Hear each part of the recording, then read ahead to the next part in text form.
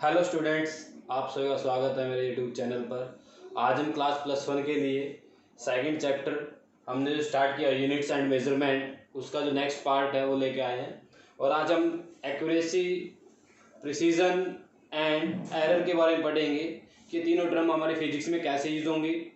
देखिए बेटा, हमारे पास जो है प्रिसीजन जो एक पॉइंट है, ये इस पर बड़ा कॉम्प्लिकेटिव सा वर्ड है ये। कई बुकों में कुछ डेफिनेशन लिखी हुई है, कहीं पर कुछ लिखी हुई है, बट हम एनसीईआरटी पे फोकस करेंगे क्योंकि हम एनसीईआरटी के अकॉर्डिंग ही पढ़ते हैं बेटा।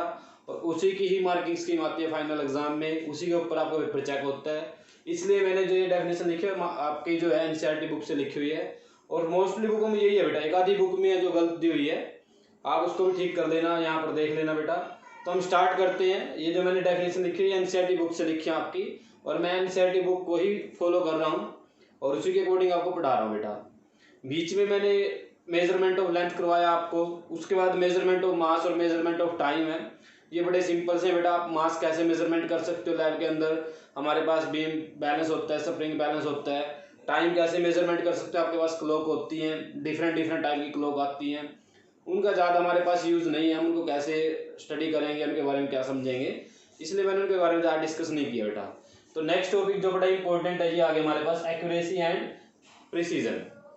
तो सबसे पहले हम एक्यूरेसी के बारे में पढ़ते हैं कि एक्यूरेसी क्या होती है। देखिए, स्टेटमेंट को पढ़ते हैं क्योंकि आपको जब देखो, अब तो मैं आपको वीडियो बना रहा हूँ और समझा रहा हूँ, कई बार क्या होता है हमें खुद भी समझना पड़ जाता है बेटा बुक से।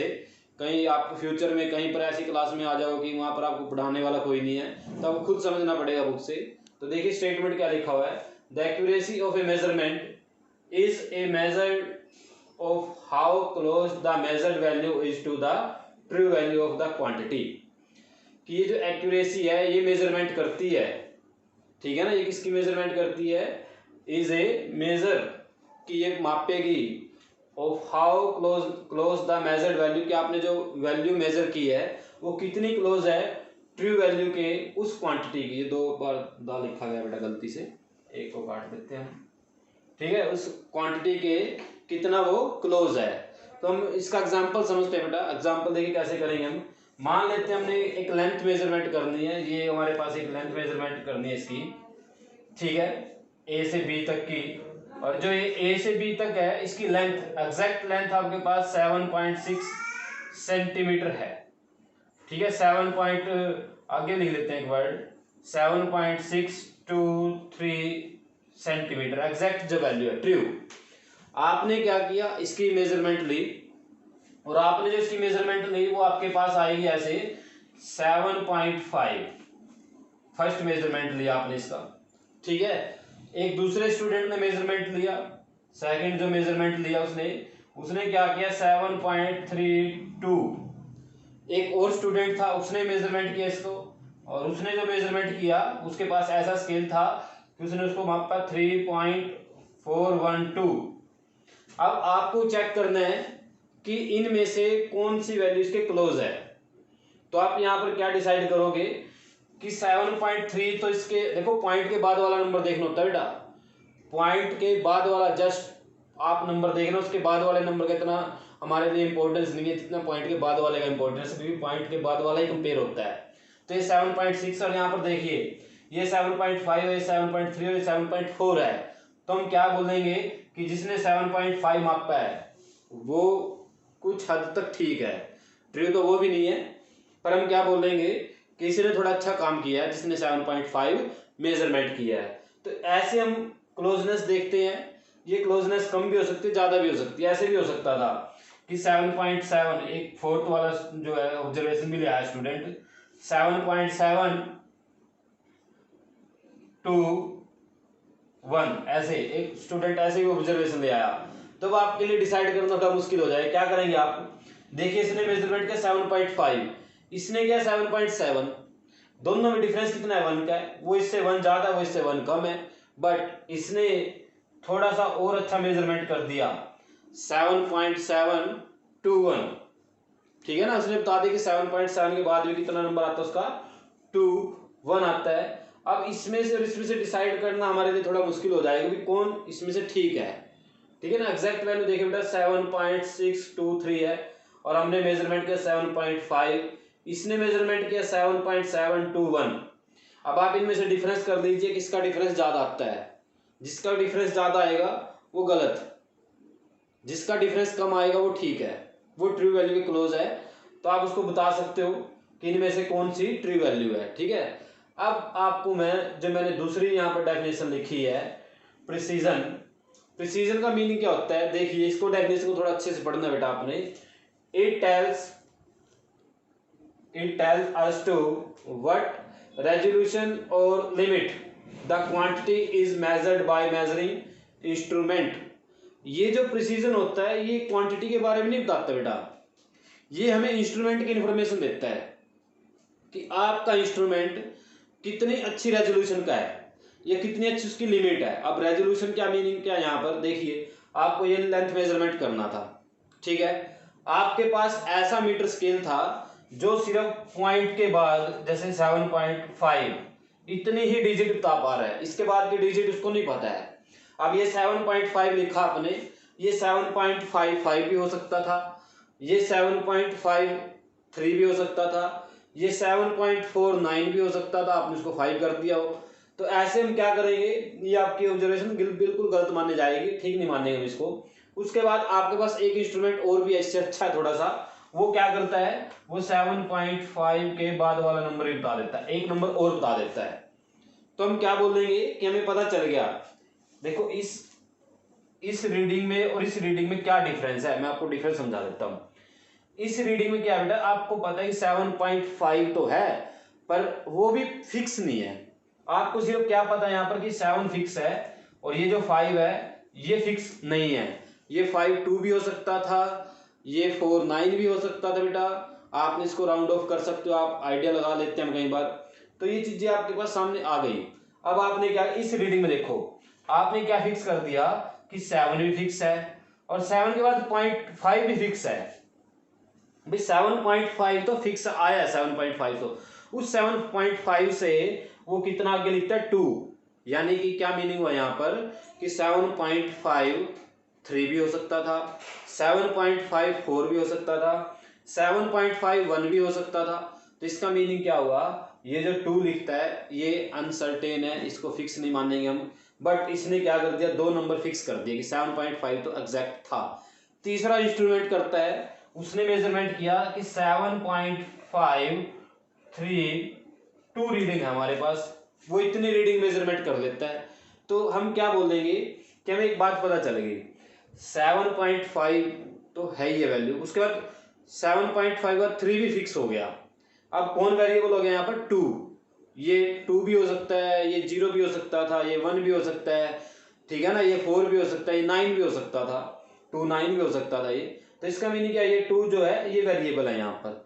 बट इसने ना हमें बहुत अच्छा आइडिया दे दिया कि आपकी जो लेंथ है वो 7.53, उसके बाद का नंबर 2 मानते हैं हमने, अप्रोक्सीमेट लिया, या 2 है या 3 भी हो सकता था। बट इस वैल्यू में और इस वैल्यू में बहुत ज्यादा डिफरेंस आ गया बेटा। ये तो बताता है कि 7.5 है, ये बता रहा है कि 7.5 के बाद भी नंबर था। इसका मीनिंग क्या हुआ, आप देखो अपना जो डेली लाइफ का स्केल होता है, आप क्लास में यूज करते हो, नोटबुक पे यूज करते हो, में आपके पास सेंटीमीटर स्केल होता है। अब उस पर जो सेंटीमीटर के मार्क बने होते हैं, आपने कभी नोट किया हो, जैसे ऐसे होता है बेटा, 0 लिखा हो यहाँ पर, उसके बाद क्या होता है 5 डिवीजन लगेंगे छोटे छोटे, फिर एक बड़ा हार्ड डिवीजन आता है, फिर 5 डिवीजन लगेंगे ऐसे, फिर यहाँ पर लिखा जाएगा 1। ठीक है, आप देख सकते हो साथ साथ उसको। अब आपने क्या किया, ऐसे ही उसके बाद भी है 1 2 3 4, 1 2 3 4 ऐसे 2। अब आपने इसके साथ लेंथ का एक लेंथ मेजरमेंट करनी है। अब वो लेंथ आपने इसको मापा, वो 1.5 से ज्यादा है और 1.6 से कम है। समझे मेरी बात, ना तो वो एग्जैक्ट 1.5 आई और ना एग्जैक्ट वो 1.6 आई। आपकी लेंथ 1.5 से ज्यादा और 1.6 से कम है, तो आप क्या बोलोगे, आप उसका थोड़ा आइडिया सा लगाओगे, आप देखोगे ये हाफ से थोड़ा इधर है या हाफ से उधर है। अगर हाफ से थोड़ी ज्यादा हुई तो आप क्या करोगे, चलो बोल देते हैं 1.58 है। अगर हाफ से थोड़ी सी कम हुई आप बोल दोगे चलो 1.55 है या 54 है, ऐसे बोल दोगे। आप आइडिया लगा रहे हो, गलत है ना, वो एग्जैक्ट नहीं है तो गलत। बट अगर आपके पास ये अपरेटस होता है सेकंड वाला, दूसरे नंबर वाला, ठीक है, अब इससे आप अगर मेजरमेंट करते तो आपको पता होता कि 1.5 तो एग्जैक्ट है, 1.5 तो क्या है, एग्जैक्ट है। उसके बाद का नंबर भी हम बता रहे हैं 2 है या 3 है, ठीक है ना। 1.5 तो एग्जैक्ट हो गई, उसके बाद हम क्या बता रहे हैं कि 1.52 है ये। आ रही बात समझ में। अब इसके बाद अब वो 1.5 के बाद 2 था या 3 था, उसके लिए भी हमारे पास फिक्स मेजरमेंट नहीं थी। अब इसका मीनिंग क्या हुआ कि 1.5 जैसे आपने यहाँ तक मेजरमेंट किया और ये 1.6 था, इसका हाफ लिया। अब उस हाफ के भी 10 डिवीजन हो सकते थे आगे। आप ये 9th क्लास में आपने पढ़ा है, वो एक माइक्रोस्कोप से वाला चैप्टर था मैथ में, जिसके ऊपर माइक्रोस्कोप से लगाते हैं वो डिवीजन होते रहते हैं बार बार। तो ये वैल्यू भी आपको एग्जैक्ट नहीं पता। चलो तीसरा ऑपरेटर्स की बात करते हैं। देखिए इसको, इसने क्या बताया कि 7.5 एग्जैक्ट है, उसके बाद 3 भी एग्जैक्ट है। किसका मीनिंग क्या हुआ, ये तो बता रहा था 5.2 है, ये क्या बता रहा है, नहीं 5.2 नहीं था, वो 5.3 था। उसके बाद 3 के बाद एक नंबर और बता रहा है, ये इस नंबर का एस्टिमेट दे रहा है कि 3.2 है या 3.1 है। ये इसका एग्जैक्ट नहीं होता, लास्ट नंबर वाला कभी भी उसका एग्जैक्ट नहीं मानेंगे हम, बट इसने हमें थोड़ा सा आंसर अपना ठीक दिया। तो इसकी लिमिट थोड़ी अच्छी है, इसकी रेजोल्यूशन थोड़ी अच्छी है, इसलिए हम क्या बोल देंगे, इस इंस्ट्रूमेंट को ये मोर प्रिसाइज है। अब मेरी आपको थोड़ी सी बात समझ में आ गई होगी कि प्रिसाइज क्या होता है, प्रिसीजन किसको बोलते हैं। ऐसा इंस्ट्रूमेंट जो हमें बिल्कुल एग्जैक्ट वैल्यू के पास पहुंचा दे, करेक्ट वैल्यू के पास पहुंचा दे, और जितनी वो छोटी रीडिंग मेजरमेंट करेगा, छोटी का मीनिंग समझते हो, जैसे 7.532 ऐसे मेजरमेंट करता है, जितनी वो छोटी रीडिंग मेजरमेंट करता है वो क्या होता है बेटा, मोर प्रिसाइज होता है। अब मैं आपको एग्जांपल देता हूँ। एक इंस्ट्रूमेंट ऐसा कि वो 0.01 मेजरमेंट करता है, एक इंस्ट्रूमेंट ऐसा है कि वो 0.001 मेजरमेंट करता है, ठीक है ना। एक इंस्ट्रूमेंट ऐसा है कि वो 0.001 मेजरमेंट कर सकता है ऐसे। तो ये क्या करता है बेटा, छोटी रीडिंग मेजरमेंट कर रहा है लास्ट वाला, तो हम क्या बोल देंगे, ये मोर प्रिसाइज है। तो समझ में आया होगा आपको कि प्रिसाइज किसको बोलते हैं। प्रिसाइज किसका होता है, इंस्ट्रूमेंट का होता है। किसका होता है, इंस्ट्रूमेंट का होता है। ये इंस्ट्रूमेंट के ऊपर डिपेंड करता है कि आपका इंस्ट्रूमेंट कितनी छोटी रीडिंग मेजरमेंट कर सकता है। जितनी ज़्यादा वो छोटी रीडिंग मेजरमेंट करेगा उतना ज़्यादा वो मोर प्रिसाइज बोला जाएगा बेटा, ठीक है। और इस स्टेटमेंट का ये मीनिंग है, देखिए, it tell us to what resolution और लिमिट, कितनी रेजोल्यूशन और कितनी लिमिट है। रेजोल्यूशन का मीनिंग होता है पार्ट्स में डिवाइड कर सकता है, छोटे छोटे, जैसे ये किया हमने रीडिंग को कि छोटे छोटे पार्ट्स में अलग अलग दिखाना हर एक पार्ट को। The quantity is measured by measuring instrument, कि उसको कितनी लिमिट में डिवाइड कर सकता है, कितना उसका रेजोल्यूशन दिखा सकता है इंस्ट्रूमेंट। जितना वो ज़्यादा रेजोल्यूशन दिखाएगा, जितनी वो छोटी रीडिंग दिखाएगा, उतना ही वो क्या होगा, मोर प्रिसाइज होगा। तो ये आप समझ गए होंगे बेटा कि मोर प्रिसाइज क्या होता है और एक्यूरेट क्या होता है। अब देखिए, जितना ज़्यादा वो प्रिसाइज होगा, जितनी वो छोटी रीडिंग मेजरमेंट करेगा, उतना ही वो ज़्यादा एक्यूरेट भी आने के चांस हैं, ठीक है ना। अब वो उसके बाद किस पे डिपेंड करता है, आपकी रीडिंग लेने के तरीके पे। अगर आपको रीडिंग ही नहीं लेनी आती तो आप क्या करोगे, गलती करोगे। अब मैंने आपको इंस्ट्रूमेंट तो ऐसा दे दिया कि वो बिल्कुल छोटी सी रीडिंग माप सकता है, पर आपको मापना ही नहीं आता, ठीक है। फिर आपसे क्या होगी, गलती होगी। आप उसकी लिस्ट काउंट ही नहीं निकालनी आती, आप उसको यूज ही नहीं कर पा रहे हो। तो इन चीज़ों के, अब इसके बाद हम अपना जो चैप्टर वो स्टार्ट करेंगे, उसके बारे में पढ़ेंगे हम, उसको क्या बोलते हैं, इसके बाद आएगा वो टॉपिक। तो देखिए, आपको एक्यूरेसी और प्रिसीजन समझ में आ गया होगा बेटा।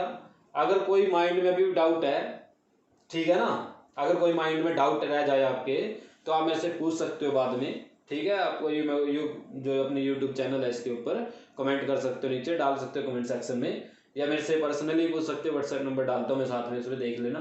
तो आप पूछ सकते हो बेटा मेरे से, अगर अभी भी कोई डाउट है। वैसे मेरे को लगता है डाउट नहीं रहना चाहिए बेटा, क्योंकि मैंने आपको हर एक चीज़ थोड़ी सी प्रैक्टिकल समझाई है कि इसका मीनिंग क्या होता है। देखिए, छोटा सा एक डिफरेंस रखना, एक्यूरेसी क्या होता है कि आप कितने करेक्ट हो, ठीक है। प्रिसीजन का मीनिंग क्या होता है, आपका इंस्ट्रूमेंट कितनी छोटी या कितना प्रिसाइज है उस मेजरमेंट को मापने के लिए। जितनी वो छोटी छोटी रीडिंग माप रहा है, उतना ही आपका क्या होगा, वो प्रिसाइज इंस्ट्रूमेंट होगा। और जितना आपका प्रिसाइज इंस्ट्रूमेंट होगा, उतना ही आप उसके एक्यूरेट पहुंचने के आपके चांस होंगे। तो आपको एक बात समझ में आ गई होगी मेरी बेटा, ठीक है बेटा। अब हम क्या करते हैं, इसके बाद का जो चैप्टर वो स्टार्ट करते हैं। अब इसके बाद आता है बेटा एरर। अब एरर क्या होता है, एरर को हिंदी में बोलते हैं बेटा त्रुटि, कमी। कमी का, गलती, अगर आपकी लैंग्वेज में बात करें मिस्टेक, तो एरर क्या होता है, मिस्टेक होती है पर वो इतनी बड़ी नहीं होती, ठीक है ना, वो छोटी सी मिस्टेक होती है बेटा। और छोटी सी मिस्टेक क्या कर सकती है, पूरा क्वेश्चन गलत कर सकती है, पूरा न्यूमेरिकल गलत कर सकती है आपका। तो एरर क्या होता है कि आपने जो ट्रू वैल्यू थी और जो आपकी मेजर्ड वैल्यू है, जैसे ट्रू वैल्यू क्या थी यहाँ पर 7.623 थी और आपकी मेजर्ड वैल्यू कितनी 7.5 थी, इन दोनों में कितना डिफरेंस है, वो आपका क्या एरर है यहाँ पर, वो क्या आपका एरर है बेटा। अब ये एरर कई तरीके का होता है बेटा। हमें एरर क्या बताएगा कि आपका एक्सपेरिमेंट, आपने जो मेजरमेंट की है, आपने जो ऑब्जर्वेशन ली है, आप कितना गलत हो और कितना आप ठीक हो। तो उसके लिए हम क्या करते हैं, एरर निकालते हैं। अब फिजिक्स में क्या होता है, जो हम लैब में एक्सपेरिमेंट करते हैं, अब लैब में मैंने क्या किया, आपको वायर दिए और वायर का डायमीटर निकालने के लिए बोल दिया, 10 बच्चे डायमीटर निकाल के लेके आए, ठीक है, और 10 में से ट्रू वैल्यू किसी की नहीं आती, क्योंकि ये एक्सपेरिमेंट है, कुछ ना कुछ गलती होती है, ठीक है ना। ट्रू वैल्यू अगर लेके आया तो समझ लो वो गलती है, क्योंकि उसने एक्सपेरिमेंट नहीं किया, उसने सीधा ट्रू वैल्यू देखी और लिख दी, हो गया एक्सपेरिमेंट, ठीक है ना, जैसे हम करते थे, समझ गए आप। उसके बाद क्या होगा, तो आपको क्या करना है, जब एक्सपेरिमेंट हम करते हैं तो आप जब मेजरमेंट करोगे तो मेजरमेंट करने के बाद आपकी जो वैल्यू है वो गलत होंगी, कितनी कौन गलत है, किसकी वैल्यू ज़्यादा गलत मानी जाएगी, उसके लिए हम क्या करते हैं, एरर निकालते हैं बेटा, परसेंटेज एरर निकालते हैं। और परसेंटेज एरर हमें क्या बताता है कि आप कितने परसेंट गलत हो। अगर आपका एरर 50% है तो आपका काम क्या है, 50% गलत है। अगर आपका एरर 1% है तो आप 1% गलत हो, 99% ठीक हो, जो ठीक माना जाता है। और एरर फिजिक्स में आएगा ही आएगा बेटा जब आप एक्सपेरिमेंट करोगे। अगर आप एक्सपेरिमेंट करते हो, एक्सपेरिमेंट का नाम ही एरर है, गलती जरूर होती है एक्सपेरिमेंट करते हुए। और एरर कितने टाइप को होता है वो हम पढ़ते हैं यहाँ पर, ठीक है बेटा। स्टार्ट करते हैं एरर को, तो ये उतार लेना बेटा, स्क्रीनशॉट लो इसका, और इनको समझना दोनों को, एक्यूरेट क्या होता है और प्रिसाइज क्या होता है, दोनों का एग्जाम्पल अलग अलग बना लेना नोटबुक पे। अगर आप नोटबुक बना रहे हो, अगर बहुत अच्छी बात है, अगर बना रहे हो, नहीं बना रहे हो तो भी अच्छी बात है बेटा, बुक में सब कुछ लिख के होता है, पर उसके लिए आपकी अंडरस्टैंडिंग थोड़ी ज़्यादा होनी चाहिए। आपको ये वर्ड जो है सारे समझ में आने चाहिए क्या लिखे गए हैं। अगर इनको थोड़ा सा इजी लैंग्वेज में लिखना है या इनको समझना है तो आपको ये नोट करना पड़ेगा, ताकि फ्यूचर में, अब तो मैं समझा रहा हूँ ठीक है, वो फ्यूचर में भी आपका फायदा हो गया ना, क्योंकि वीडियो कभी भी देख सकते हो आप।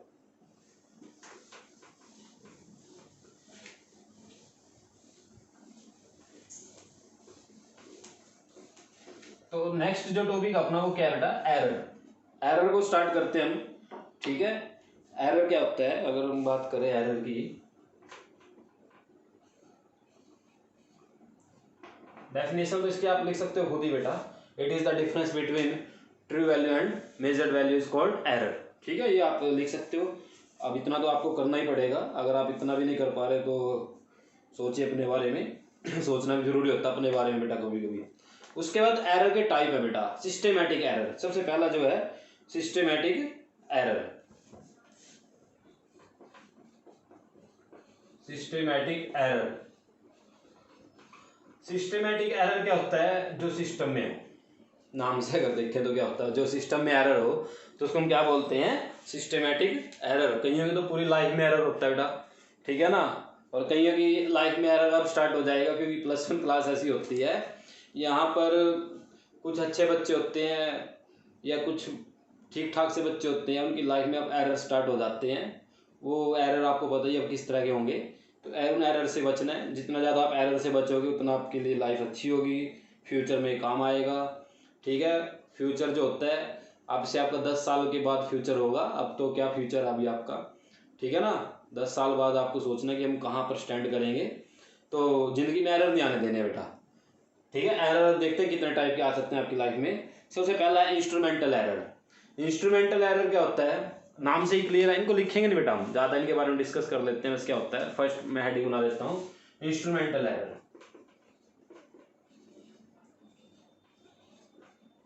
इंस्ट्रूमेंटल एरर,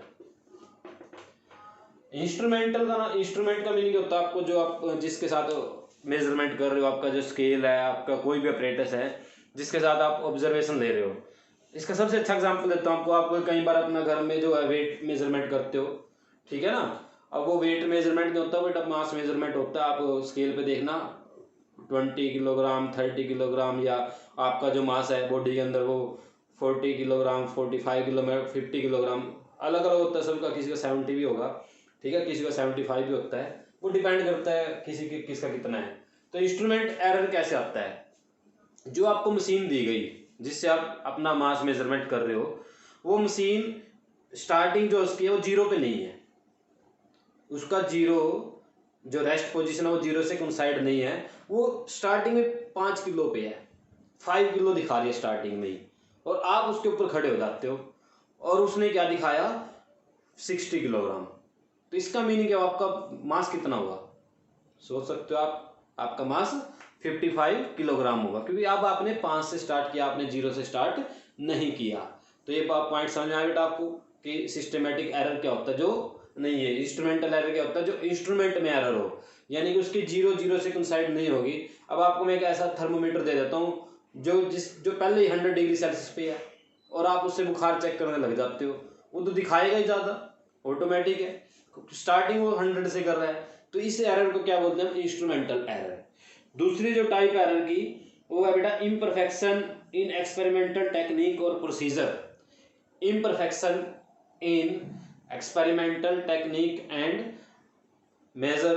अब ये जो बुक है बेटा मेरे पास एनसीईआरटी है, मैंने आपको पहली वीडियो में बताया था कि आप एनसीईआरटी जो बुक अपने डाउनलोड कर सकते हो, फ्री है बिल्कुल, कॉस्ट कुछ नहीं इसका, डाउनलोड कीजिए।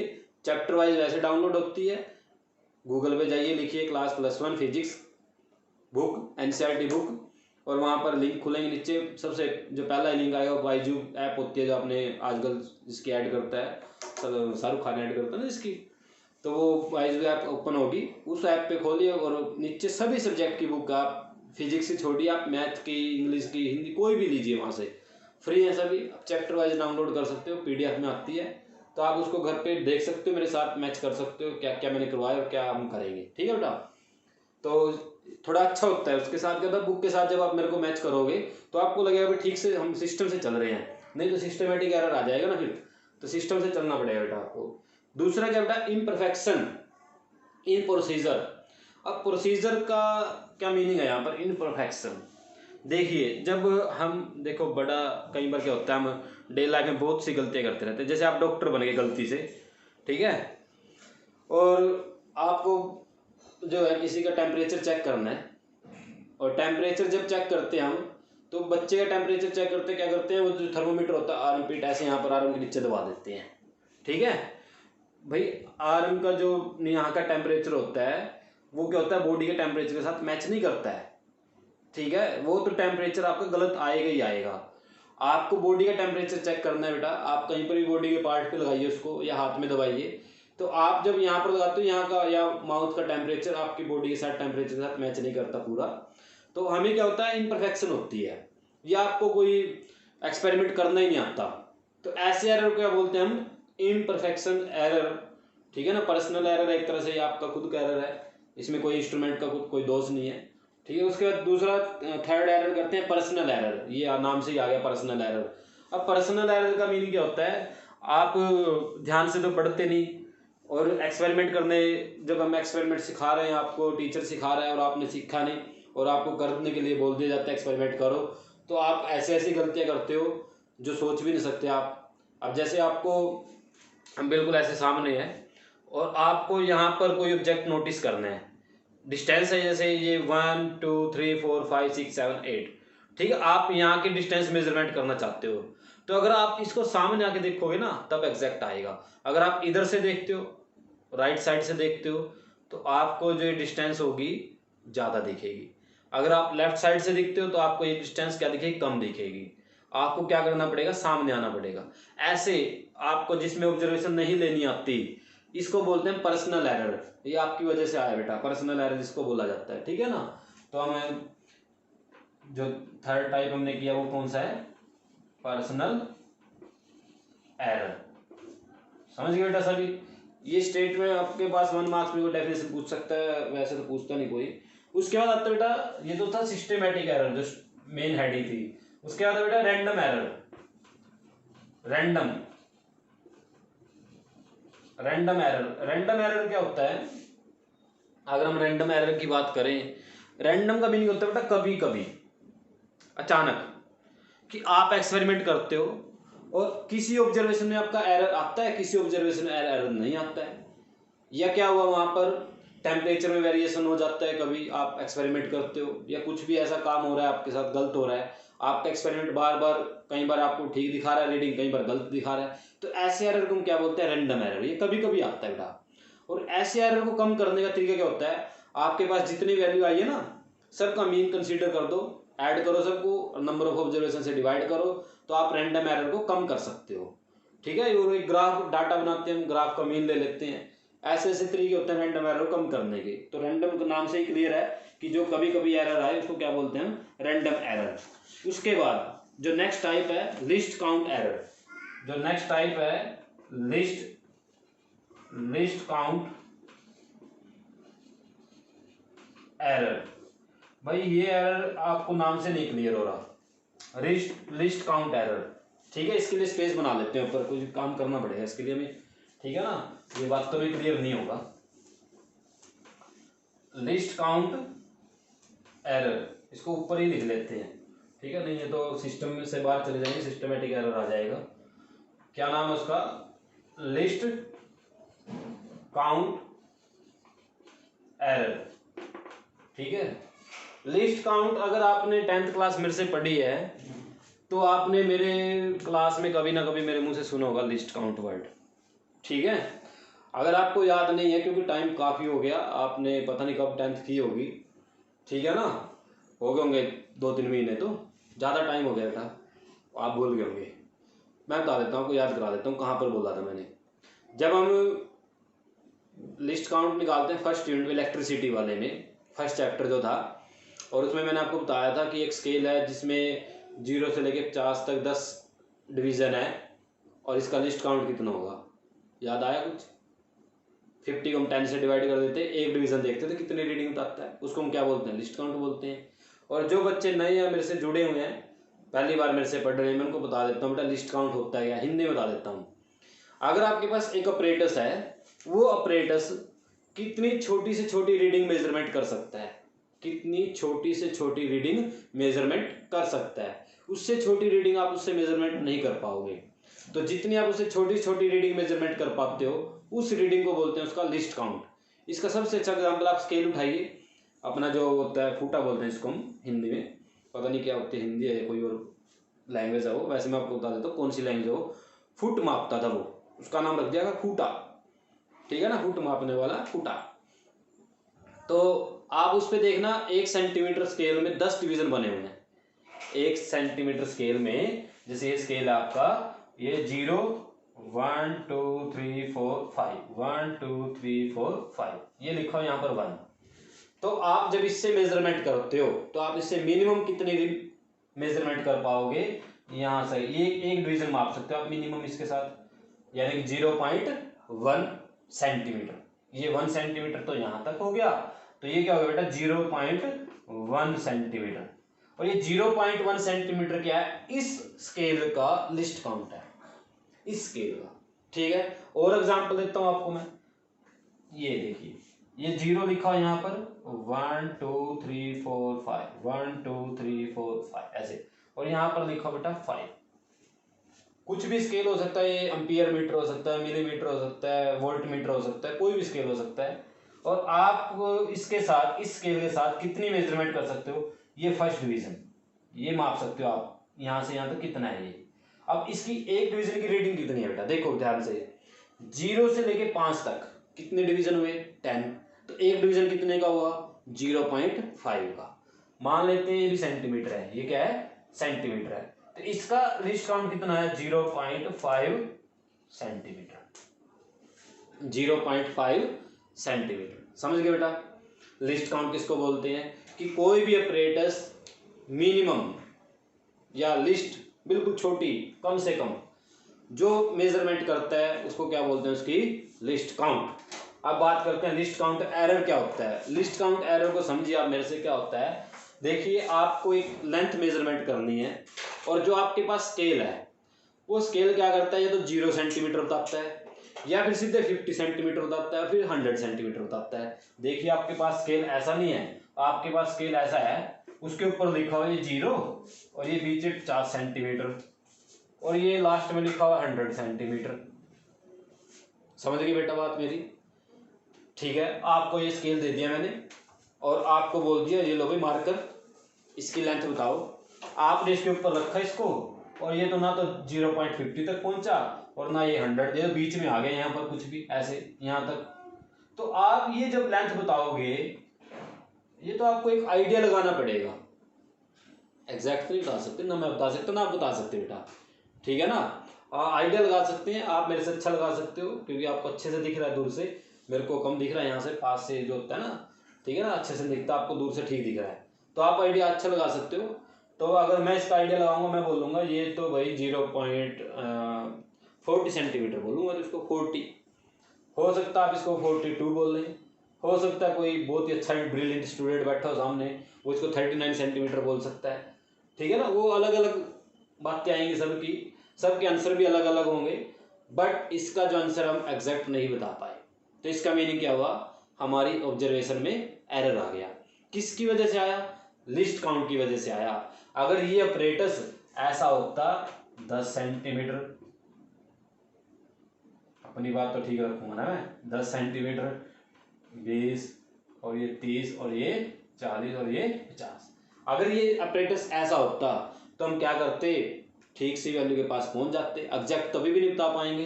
अब क्या हो जाएगा, अब ये 40 से थोड़ा कम रह गया, जो वो ब्रिलियंट स्टूडेंट था 39 वाला वो ठीक है, तो ये नियरली क्या है 39 है। बट अगर इसके बाद भी डिवीजन होता 30 और 40 बीच में 10 डिवीजन होते, 31, 32, 33, तो अब इसको और अच्छे से बताते। अगर उस 31 से लेके 30 के बीच में और 10 डिवीजन होते तो हम इसको और अच्छे से बताते। तो इसका मीनिंग क्या हुआ कि आपका अपरेटस कितनी छोटी से छोटी रीडिंग मेजरमेंट कर सकता है, इसके ऊपर भी एरर डिसाइड होगा कि आप उस एरर, आपकी ऑब्जर्वेशन उतना ज़्यादा आएगा जितना ज़्यादा आपकी लिस्ट काउंट वैल्यू होगी। जैसे यहाँ पर लिस्ट काउंट वैल्यू कितनी 50 थी, ठीक है ना, ये 50 से कम बता ही नहीं रहा। फिर हमने क्या किया, इसकी लिस्ट काउंट 10 की, फिर मैंने इसकी लिस्ट काउंट 1 की, तो 1 वाले ने क्या किया, अच्छे से बताया। तो जितना आपका लिस्ट काउंट छोटा होगा उतनी आप ऑब्जर्वेशन अच्छे से बताओगे। तो ये जो एरर आया आपके ऑब्जर्वेशन में, किसकी वजह से आया, ये लिस्ट काउंट की वजह से आया था। आपका इंस्ट्रूमेंट खराब नहीं है, आपका इंस्ट्रूमेंट ये नहीं कह रहा कि मैंने जैसे वो वेटिंग मशीन का एग्जांपल दिया था कि 0 से पहले ही 5 पे खड़ा है, वो ऐसा कंसेप्ट नहीं है यहाँ पर। आपका इंस्ट्रूमेंट ठीक है, 0 से 0 मैच करता है, बट जो डिवीजन है वो बहुत ज़्यादा बड़े बड़े हैं बेटा। आप रीडिंग को आइडिया लगा रहे हो, एग्जैक्ट नहीं बता पा रहे, तो ऐसे एरर को हम क्या बोलेंगे, ड्यू टू लिस्ट काउंट। किसकी वजह से आया ये एरर, लिस्ट काउंट की वजह से आया, इसको क्या बोलेंगे, लिस्ट काउंट एरर बोलते हैं। इसको समझिए, उतारिए बेटा।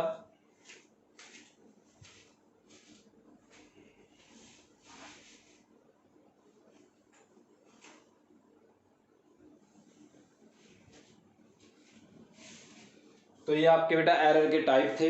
उसके बाद हमारे पास एरर जो है, एरर होता क्या है, एरर को कैसे कैलकुलेट करते हैं हम, ठीक है, उसका भी कंसेप्ट होगा कि एरर को हम कैसे कैलकुलेट करेंगे।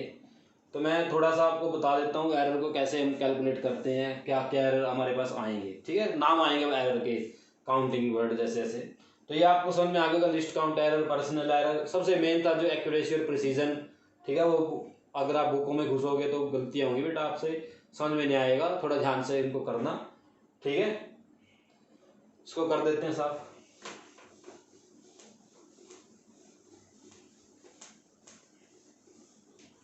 लो भाई, अब हम बात करते हैं एब्सोल्यूट एरर की।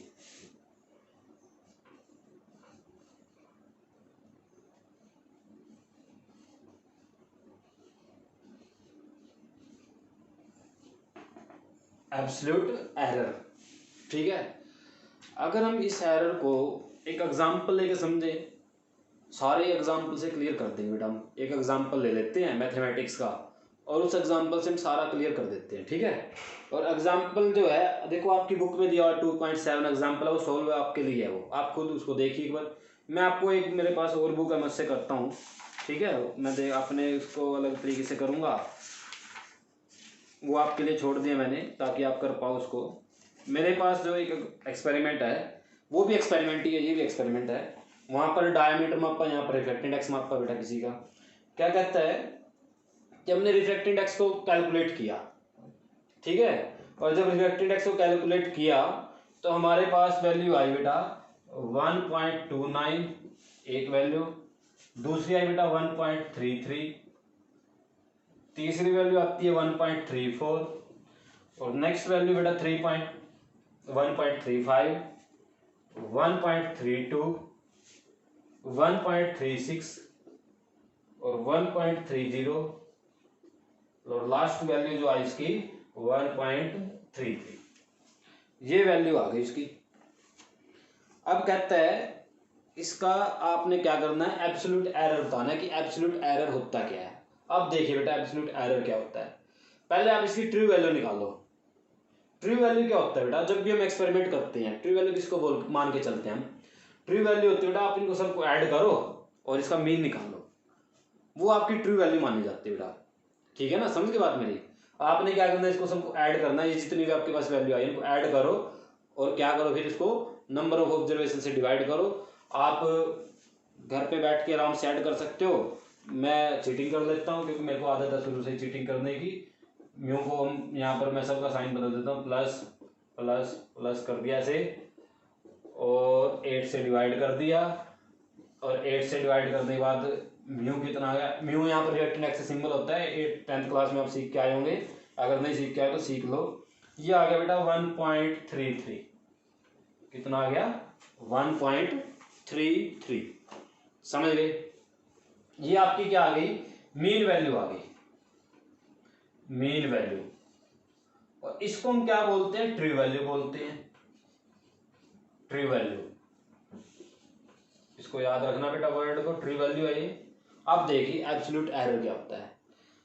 हर एक इंडिविजुअल ऑब्जर्वेशन, इंडिविजुअल का मीनिंग क्या होता है, जैसे ये μ1, अच्छा म्यू को रहने देते हैं, एन लिख लेते हैं, आपको थोड़ा सा आसानी रह जाएगी लिखने में, कहीं तो म्यू का भी यू बना देंगे।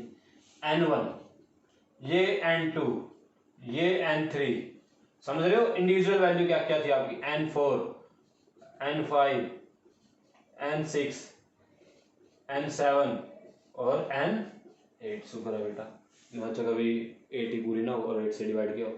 तो ये कितने हो गए बेटा, n8 हो गया, n1, n2, n3, n4, n5, n6, n7, n8। ये 8 ऑब्जर्वेशन आपने ली थी और आपने उनका मीन निकाला 1.33। अब एब्सोल्यूट समझे क्या होता है, आपकी जो मेजर्ड वैल्यू थी इंडिविजुअल, वो आपकी ट्रू वैल्यू से कितनी दूर रहेगी, कितना उनमें डिफरेंस है दोनों में, तो उसको क्या बोलेंगे, एब्सोल्यूट एरर। यानी कि फर्स्ट ऑब्जर्वेशन का निकालता हूं मैं और एरर को हम डेल्टा से दिखा देते हैं बेटा, चेंज एक तरह से कितना डिफरेंस आया। तो n1 में निकाला हमने, वो कैसे निकाला, true value minus n1, true value minus true value कौन है n और आपकी इंडिविजुअल वैल्यू कौन है n1 और डेल्टा n क्या उसमें कितना एरर आया। तो डेल्टा n1 कितना आ गया बेटा, यहाँ पर n आ गया बेटे 1.33 माइनस n आ गया 1.33, n1 कितना आ गया 1.29। दूसरा कंसेप्ट यहाँ पर, इसको आपने मोड में लेना है, ऐसे मैग्नीट्यूड मोड। मॉडुलस क्यों लगाते हैं यहाँ पर, मोड का नहीं होता बेटा, अगर अंदर माइनस भी आएगा ना उसको प्लस ही रखना है, क्योंकि एरर कम भी हो सकता है ज्यादा भी हो सकता है। अब आपकी वैल्यू जरूर देगी सभी से 1.3 से बड़ी आएगी, आपकी 1.29 भी आ सकती है, जैसे ये आ गई, हो सकता है 1.36 भी आई हुई, देखो ये 3.5 आई, अलग अलग आती है बेटा, छोटी भी हो सकती है बड़ी भी हो सकती है। तो आपका आंसर माइनस में भी आ सकता है प्लस में, पर हमने क्या करना, सभी को प्लस में रखना है। तो यहाँ पर एरर कितना आया आपने नोट किया, तो यहाँ पर एरर आया बेटा 0. आप लिखिए इसको 0.4, ठीक है, प्लस में। दूसरे में कितना आया, डेल्टा n2, n2 में कितना आया, n की वैल्यू कितनी बेटा 1.33 माइनस n2 कितना आया 1.3, वेरी गुड। एरर कितना आया 0, ये तो बहुत अच्छा इंटेलिजेंट स्टूडेंट है भाई आप जैसा कोई, 1.33 वाला। उसके बाद n3, delta n3, delta n3 क्या होता है 1.33 माइनस n की वैल्यू और n3 कितना आया 1.34, इसका एरर कितना बेटा 0.01। तो हम ऐसे सबका निकालते चलेंगे, ठीक है। आप निकाल लेना बेटा n4, डेल्टा n5, ठीक है, निकाल लोगे ना, डेल्टा n6 और डेल्टा n7 और डेल्टा n8 कर लोगे? कर लिया, चलो मान लेते हैं कर लिया, मान के चलते हैं, वैसे भी सारा काम मान के ही हो रहा है, मान लेते हैं कर लिया आपने, ये सारे निकाल दिए, 2-3 एग्जाम्पल दे दी मैंने, आगे आप निकाल लोगे। तो ये जो वैल्यू आ रही है बेटा, जैसे 0.0 हो रहा है, ये क्या है? Absolute error. ये क्या आया? Absolute error. अब एब्सोल्यूट एरर की अगर आप डेफिनेशन लिखना चाहते हो तो आप बुक से देख के लिख सकते हो, ठीक है, बुक में लिखी हुई है बेटा एब्सोल्यूट एरर की डेफिनेशन। वैसे अगर याद करने से अच्छा अगर समझ लो तो बहुत अच्छी बात है, अगर आपको समझ आ गया तो बहुत अच्छी बात है बेटा।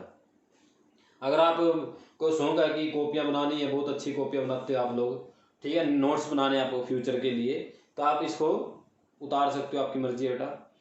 उसके बाद बात करें हम एब्सोल्यूट मीन एरर।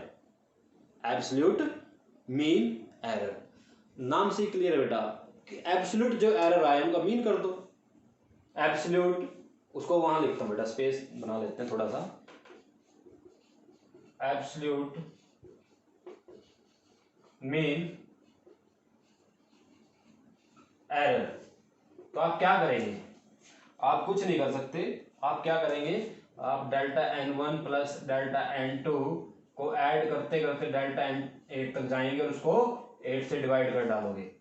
तो जब आप उसको 8 से डिवाइड कर, इनको सबको ऐड करके 8 से डिवाइड करोगे तो आपका आंसर आएगा, आपका आंसर आएगा 0.02। मैच करते रहना, आप निकालना आपने ये घर पे आराम से बैठ के बेटा, ठीक है, क्योंकि आप क्या हो, फ्री हो, और जो फ्री होते हैं वो फ्री होते हैं। तो डेल्टा n और ये क्या आ गया, मीन। डेल्टा का मीनिंग होता है एरर, एरर आगे लगा हुआ है। मीन का मीनिंग क्या होता है? Absolute mean error. कि हमने क्या निकाल दिया? एब्सोल्यूट मीन एरर निकाल दिया। तो समझ में आ गया सभी को ये भी। उसके बाद का पॉइंट जो है, उसके बाद कौन सा एरर आता है आपका, वो भी देख लेते हैं। कहता है रिलेटिव एरर। क्या कहता है? Relative error. देखिए बड़ा अच्छा, इसको साफ कर दो बेटा, स्पेस की जरूरत है मेरे को, ठीक है, आपको भी होती है, मेरे को भी है, कर लेते हैं साहब, इसको नोट कर लेना, समझते रहना साथ साथ, ठीक है। देखिए हमने दो चीजें सीख ली बेटा, एब्सोल्यूट एरर क्या होता है और एब्सोल्यूट मीन एरर क्या होता है। अब नेक्स्ट जो वर्ड आया वो आया रिलेटिव। ओहो स्पेलिंग गलत हो गई। Relative error. रिलेटिव एरर क्या होता है? जो आपका एब्सोल्यूट मीन एरर आया हुआ है, ठीक है, क्या आया हुआ बेटा? एब्सोल्यूट मीन एरर, और जो आपकी ट्रू वैल्यू थी, जो आपकी क्या थी बेटा? ट्रू वैल्यू, उन दोनों की रेशियो क्या होता है? Relative error. उसको क्या बोलते हैं हम? Relative error. समझ गए बेटा? तो आप क्या लिखेंगे? It is ratio, it is ratio of absolute mean error to true value, ठीक है। तो इसको हम कैसे दिखाते हैं? इसको हम ऐसे दिखाते हैं, डेल्टा एन अपॉन एन, ठीक है। ये सिंबल होता है लिखने का बेटा रिलेटिव एरर का। तो आप इसको ऐसे लिख सकते हो, relative error equal to R, A डाल देता हूँ शॉर्ट फॉर्म में। रिलेटिव एरर किसके इक्वल आएगा? डेल्टा एन अपॉन में एन। अब क्या करना आपको, इसके बाद का नेक्स्ट टॉपिक जो है, अच्छा इसका रिलेटिव एरर कितना आएगा निकाल सकते हो, क्योंकि बड़े अच्छे इंटेलिजेंट हो, आपको मैथ तो मेरे से ज़्यादा आता ही है। मेरे को तो, मैं फिजिक्स का टीचर हूँ, आप मैथ के स्टूडेंट भी हो, मेरे में और आप में तो फर्क है। रिलेटिव एरर कितना आएगा? डेल्टा एन कितना बेटा यहाँ पर? 0.02 अपॉन एन कितना है? 1.33। इसको सोल्व कर लो, आपको मैथ आता है और आंसर आप निकाल सकते हो। उसके बाद परसेंटेज एरर, लास्ट टॉपिक आज का हमारा, परसेंटेज एरर। बस कुछ नहीं करना आपने, रिलेटिव एरर की परसेंटेज निकाल देनी बेटा, ठीक है ना। It is the percentage of relative error. तो आपको क्या करेंगे आप, रिलेटिव एरर इंटू 100%, तो ये होता है ना जब उसको 100 से मल्टीप्लाई कर देते हैं। तो यहाँ पर परसेंटेज एरर का सिंबल बेटा ये होता है एन अपॉन में एन इंटू 100, ये आपका परसेंटेज एरर का सिंबल रहेगा। आप क्या लिखें यहाँ पर 0.02 अपॉन 1.33 इंटू 100। आप तो सोल्व कर देना, मैंने भी सोल्व किया, ये मेरा सोल्व करने के बाद आया बेटा 1.5%। आप भी कर लेना बेटा घर पे सोल्व, क्योंकि आपको तो मैथ फिर से ज़्यादा आता है, मैं फिर से वही बात बोल रहा हूँ, बातें बार बार बोलनी पड़ रही हैं। तो ये आज आपका टॉपिक था। हमने क्या क्या पढ़ा एक बार थोड़ा सा समराइज कर देते हैं उसको। हमने पढ़ा एक्यूरेसी, प्रिसीजन, उसके बाद हमने पढ़ा एरर, सिस्टमेटिक एरर, इम्परफेक्शन जो आपकी थी, फिर पर्सनल एरर पढ़ा, फिर रैंडम एरर पढ़ा, फिर हमने उसके बाद क्या पढ़ा था बेटा, लिस्ट काउंट एरर, उसके बाद एब्सोल्यूट एरर भी पढ़ा है, उसके बाद एब्सोल्यूट मीन एरर पढ़ा है, उसके बाद रिलेटिव एरर। इतना काम किया हमने, बहुत कर दिया बेटा, इतना मतलब की बात ही नहीं। ठीक है बेटा, चैनल को सब्सक्राइब कीजिए, शेयर कीजिए, लाइक कीजिए। ठीक है बेटा, ओके, थैंक यू।